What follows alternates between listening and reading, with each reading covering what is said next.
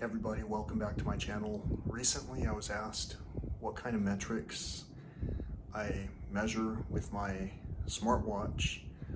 The first thing I want to mention is that none of these devices that we're buying obviously seem to be sustainable options.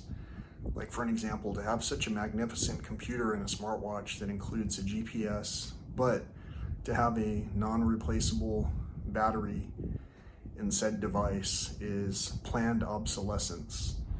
So right off the bat, I want to start out saying that it may not be wise to purchase these types of items.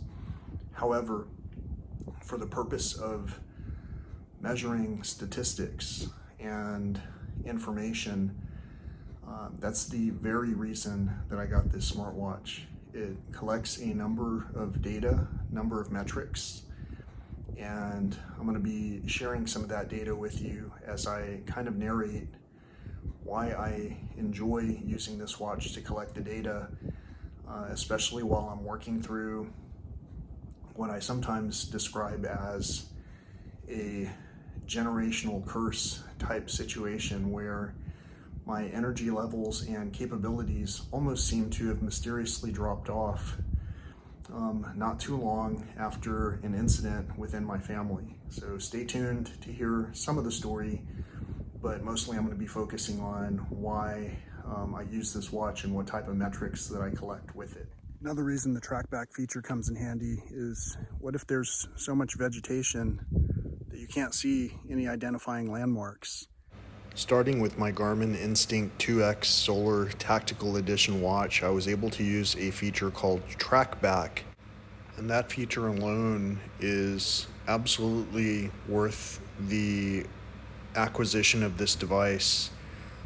In particular, when I really generally just go off grid without anything other than a sense of adventure and hope.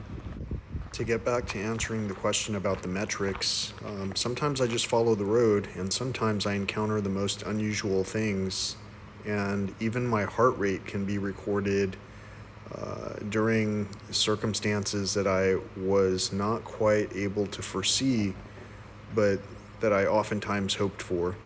In this particular case, the metrics that you're about to see, which were recorded by my smart device, are my increased heart rate after seeing a bear that almost attempted to ambush me. This might seem unrelated that I'm using this extended portion of the clip to show a bear encounter that I had in Big Bend National Park in 2023. However, this channel is primarily centered around wildlife, nature, conservation, things like that. And it's very difficult to bridge these conversations into one conversation. And so for that reason, I'm showing you an unexpected metric, and that is to show you some of the circumstances that I've encountered while using these smart devices and attempting to regain my health through basic mobility exercises. Okay. I can still see the bear. It's crossing the road. Whew. That was a surprise.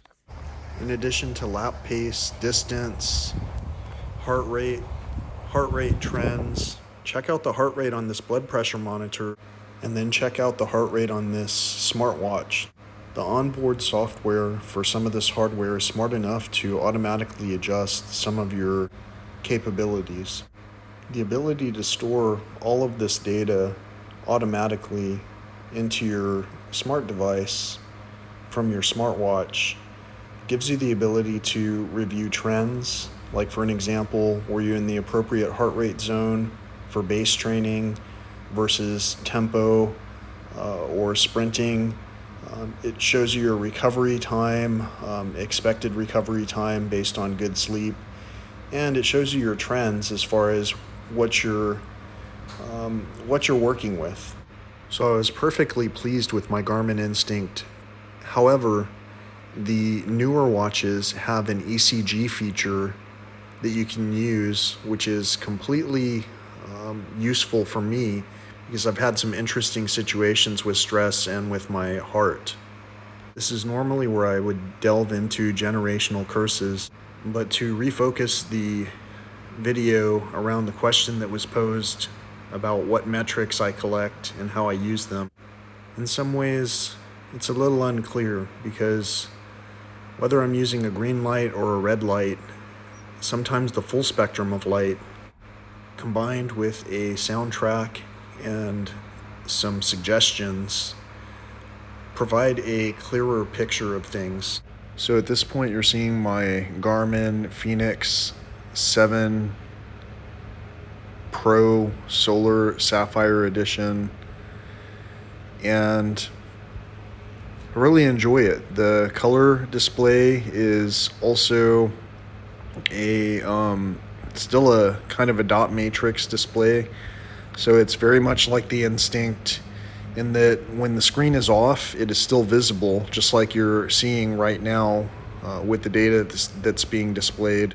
So in combination with the recorded data, I'm also able to input data manually into the application on my phone, and that data can include my blood pressure, my weight, which shoes I've worn on a particular walk, so that every mile on this walk, for an example, is accounted for in order to review wear trends. I'm able to carry this device underwater with me to elevations higher than where I'm located. The screen allows me to view 13 fields of data at a time, including sunrise and sunset, and I can tell when I'm in the easy heart rate zone or when I make it up to zone 2 all the way up to my maximum effort, and so much more, all from this one little device that I normally would use just as a wristwatch. So on this screen you're seeing my weight drop significantly when I went on my recent trip, and on this screen you've seen the shoes that I selected for today's activity. Today was Monday. And then on this screen on my smart device you saw my sleep score, several other variables, and then also a trend over the last 7 days.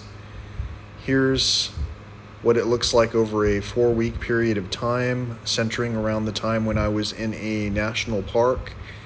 And then you can also view trends on a longer term basis. Like for an example, here is my weight trend over the course of an entire year, where in this past December, I hit my lowest weight point in some time. And during a more tumultuous time in my family life, I reached a higher level of weight. One unusual anomaly I've noticed is that my HRV will be lower than normal sometimes when I go to a national park. And another thing I notice is that sometimes I'm not making my intensity minutes when I am not in a national park. Another unusual trend I have is difficulty sleeping in the city. As I reflect on things, there's no real common trait other than being in nature that helps me to recover at this point. So I'm redoubling my efforts, and I hope that you wish me well on my journey. I wish you well. Until next time, peace, love, and all that old school stuff.